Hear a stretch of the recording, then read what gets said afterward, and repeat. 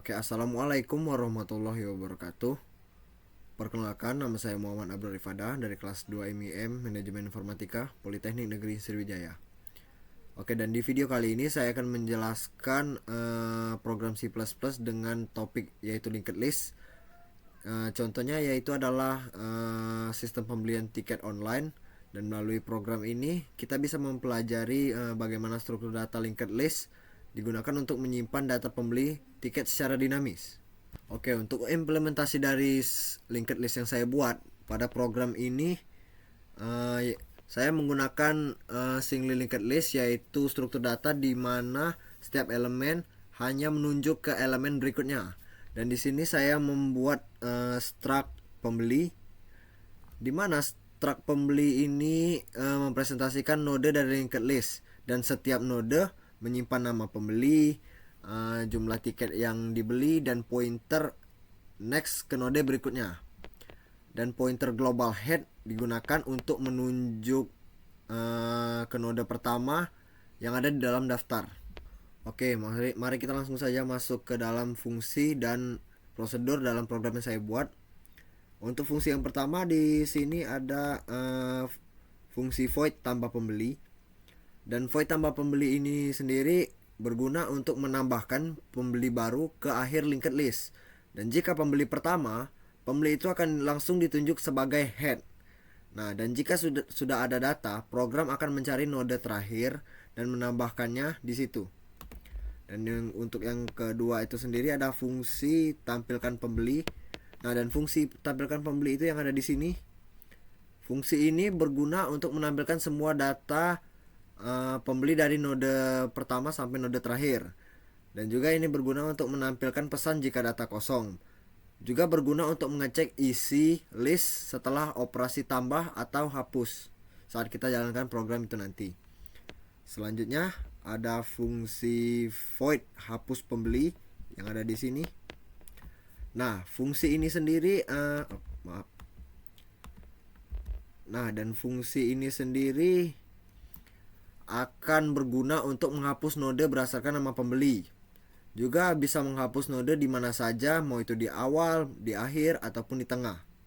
Dan jika data tidak ditemukan, program akan memberikan peringatan jika memang tidak ada data yang ditemukan dalam program yang kita jalankan saat itu. Oke, untuk selanjutnya ada fungsi main, atau yang di sini kita bisa sebut sebagai antarmuka menu dari dalam program ini, yaitu fungsi main.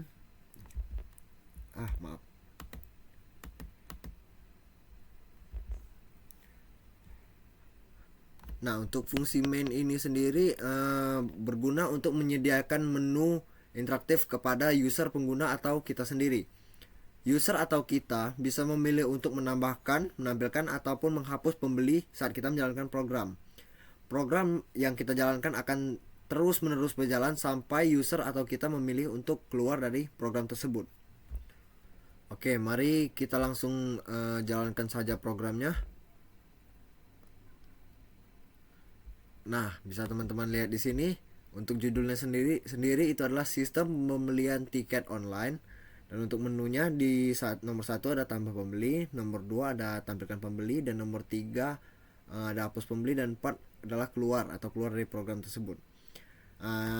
Kita coba pilih untuk tambah pembeli. Nah, dan program ini akan langsung meminta untuk menampilkan namanya. Kita masukkan nama semisal Jeffrey di sini, dan jumlah tiket yang Jeffrey beli adalah 1 tiket.